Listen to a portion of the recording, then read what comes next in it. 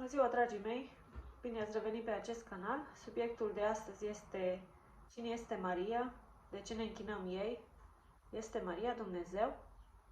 Știm că Maria este o femeie credincioasă, știm că este aleasa lui Dumnezeu pentru a aduce pe Fiul Său în lume, știm că este o femeie curajoasă, care și-a riscat viața și relația cu viitorul ei soț pentru a aduce pe Iisus pe lume, dar este ea Dumnezeu? Dumnezeu mereu a avut aleși. L-a avut pe Noe, pe Moise, pe Avraam, pe Iacov și așa mai departe. Iisus preferă mai degrabă ca Maria să-i fie urmașă decât mamă. Preferă ca el să-i fie maestru decât fiu. Și avem ca și dovadă Luca, capitolul 11, versetul 27 și 28.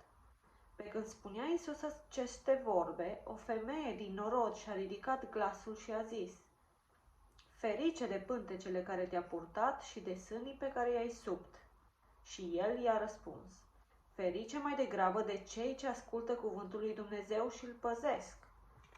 Vedem că mai important este acest lucru decât relația pe care o au sau vedem că Maria nu are acces la Dumnezeu mai mult decât orice alt credincios, după cum a spus Iisus în aceste versete. Iisus își alege foarte bine cuvintele pentru că El știe ce se întâmplă în viitor și știe că vor fi discuții în contradictoriu pe această temă. De aceea, în Ioan, capitolul 2, versetul 3, Iisus i-a spus Mariei: Femeie, ce am eu a face cu tine? Atunci când ea i-a spus că s-a terminat vinul la nuntă: Femeie, ce am eu a face cu tine? Când Dumnezeu îți spune acest lucru, tu nu ești Dumnezeu. Iisus este Dumnezeu. Pentru că El spune: Eu și Tatăl una suntem. Mai avem Luca, capitolul 8, versetul 20 și 21. Cineva i-a spus: Mama ta și frații tăi stau afară și vor să te vadă. Dar el, drept răspuns, a zis: Mama mea și frații mei sunt cei ce ascultă cuvântul lui Dumnezeu și îl păzesc. Marcu, capitolul 3, versetul 34 și 35.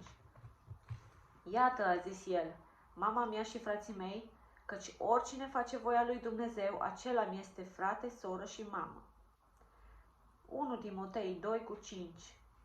Căci este un singur Dumnezeu și este un singur mijlocitor între Dumnezeu și oameni, omul Iisus Hristos. Și vedem că degeaba ne rugăm Mariei să-L roage pe Iisus, pentru că ea nu este mijlocitoare între noi și Dumnezeu.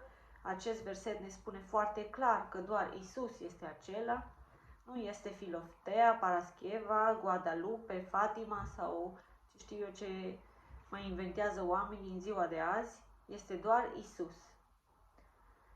Aceasta este o minciună a diavolului care vrea să ne îndepărteze de la adevăr, să ne mintă, să ne facă confuzi. Dar dacă citim Scriptura și o analizăm, nu avem cum să fim confuzi. Chiar și o persoană care n-a citit Biblia niciodată, dacă citesc aceste versete, își vor da seama imediat că doar lui Iisus ne putem ruga, lui Dumnezeu. Până și Iisus s-a rugat lui Dumnezeu, iar El este Cel care a fost trimis de Dumnezeu pentru noi să învățăm cum să trăim, să luăm exemplu.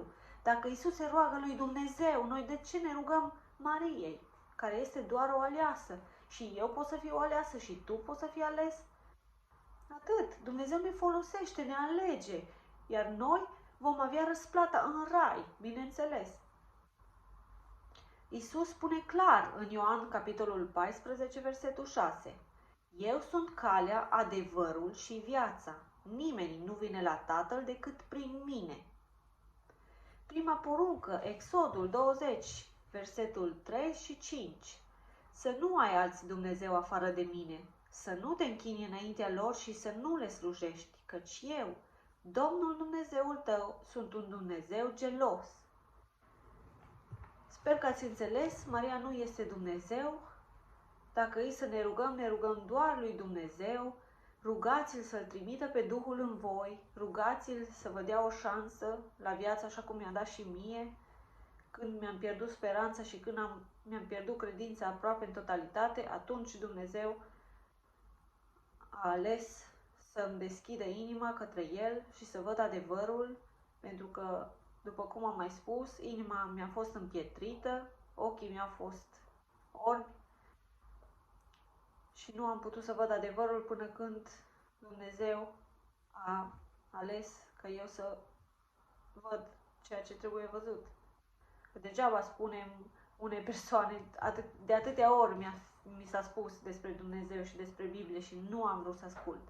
De atâtea ori și acum mă gândesc cum am putut să fiu atât de oarbă. Așa se va întâmpla și cu unii dintre voi.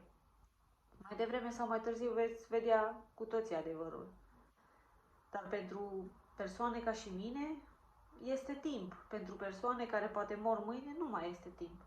De aceea sunt aici să vă vorbesc și să dați o șansă lui Dumnezeu, pentru că El ne-a dat mii de șanse.